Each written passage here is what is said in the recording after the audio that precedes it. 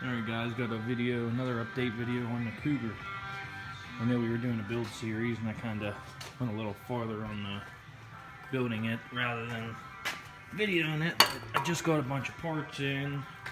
We put, it needed some front suspension, so I put new tie rod ends, inner and outers. It's got, I'll show you here once we open the hood. It's got, what else did I put in? Brand new front struts we put in. And because the other one was shot, I'll show you here in a minute. One second, this is gonna...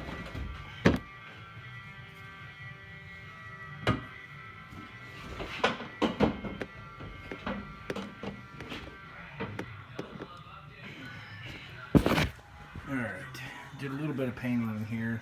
This ain't a final painting, this is just temporary coat black. I gotta go over it and put some clear on it.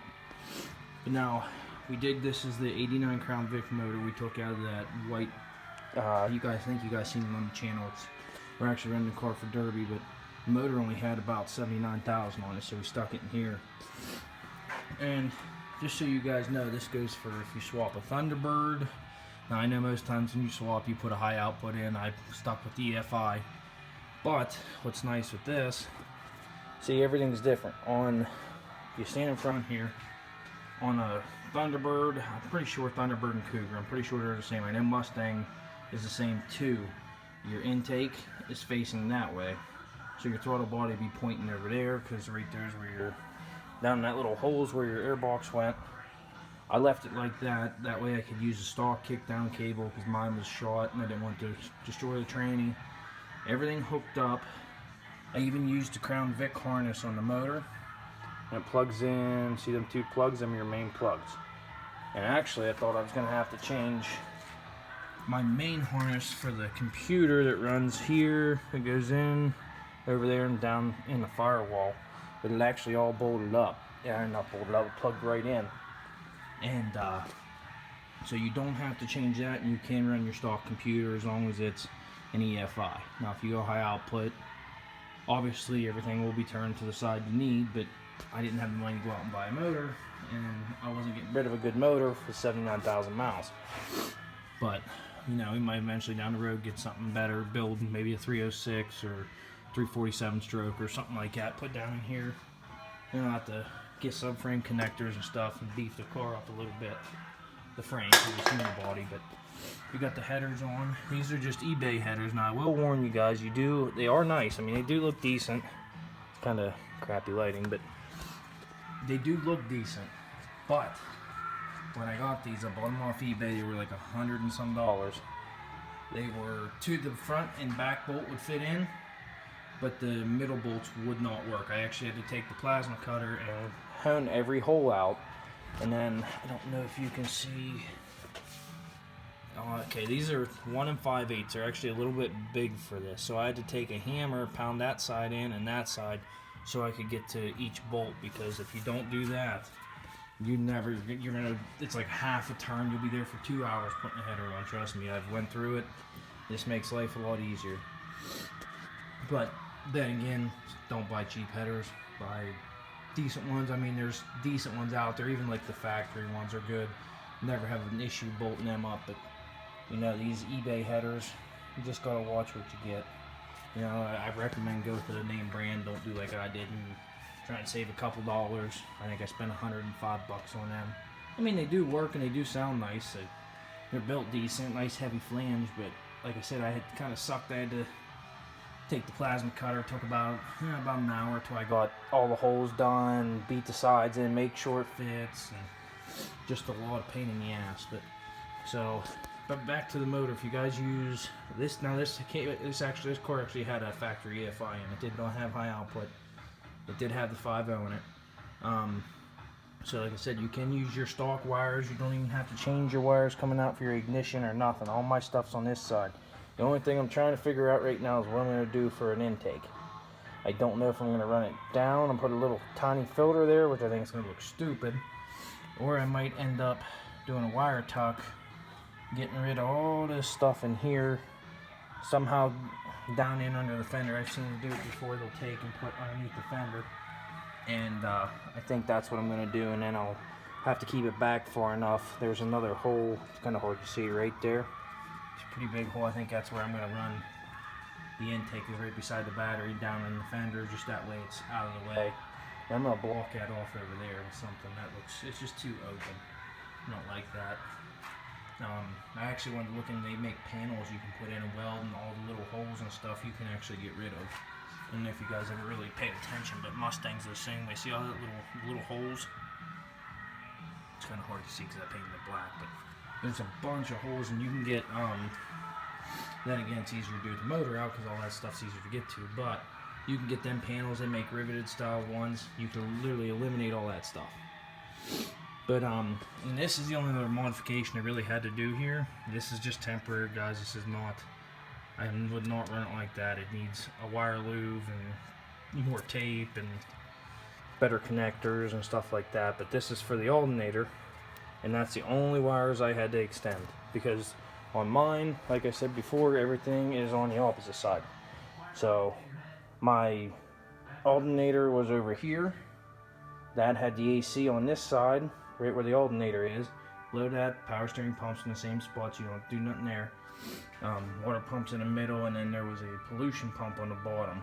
But I could not. You could buy the bypass setup, but it was so much easier to do this because I didn't have to change nothing. You know, I took that whole bracket off that side for the AC and the pollution pump, and I mean, you can see all that room. The only thing is, I gotta try and make a fan shroud fit, but I am running I think I got this off eBay. It's for a Mustang. You know, this is, I got it for a manual, that way I didn't have tranny line holes, but it's a 3-row radiator, and I put my tranny cooler right there. It's hard to see because, like I said, everything's black, but I mean, it's about 2 inches thick. It's a pretty big tranny cooler, but that's about it for the motor. I'll give you guys a start up here in a minute. And then this thing does have it has shorty headers, 2.5 inch all the way back, no cats, and the Super 44 Flowmaster mufflers, which we are going to be switching out, and I'm going to an SLP race muffler, or bullet muffler, whatever they call them things. But and this has I put the hideaway pipes on it. See it there? I don't like I had the other pipes on it before where it stuck out there and there, and I gotta fix the bumper, but it stuck out and I didn't care for it. And it looked okay and it sounded good, but it just, I don't know. See, before when I got the exhaust, they did 1 1/4 off from the muffler back. No, I'm sorry, not 1 1/4, 2 1/4. And it was 2.5 inch pipe, and I wanted 2.5 the whole way back. And they did that. And I mean, it sounded okay, but it was very raspy. I don't know if you know what I mean. 2.5. Now I got these from where I worked, and hideaways I just showed you. And this thing is it's so much louder. I probably ain't gonna rev it much because, like I said, we're in a garage. So I mean, it might sound like crap, but for headphone users, watch your ears, because this is your warning. I got told in my other video a while back, somebody's like, you didn't tell me. But we'll give you a start up here, and then I'm probably going to do an exhaust video on, it'll essentially be like a before video, but I'm going to do a video on the Flowmasters, and then when I get the SLPs installed, we'll do a video on them. And I mean, the interior looks pretty good. I got everything back on today.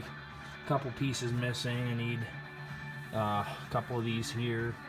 If anybody watching this has any parts, get a hold of me, because I would like to have the extra parts, and this thing is hard to find parts for.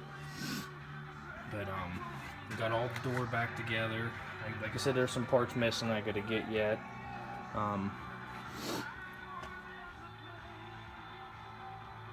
It's all red interior.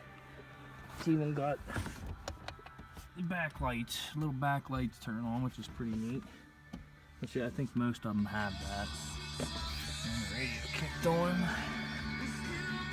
But I got a speedometer out, which we'll have to fix, but we'll get it fixed. Alright, look at this thing.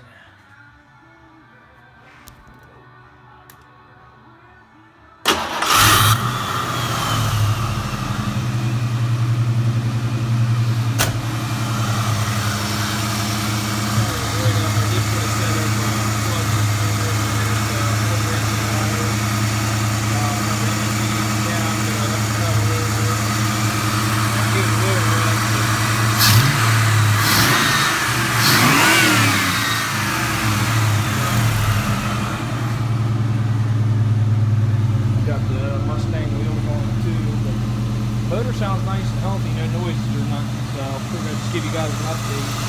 But if you have any questions or anything, let me know. Johnny's still waiting on some parts to get this back together. I didn't notice the other day, the thing hasn't been on the road since 7 to 16. Got to put a windshield on it yet. I'm working on it to get it painted. I just got to finish the body work now. Most of the stuff's done. And then we're going to ship it off to get it painted. I have a family member that does really well painting, so he's going to help me paint it. And that's about it for this thing now.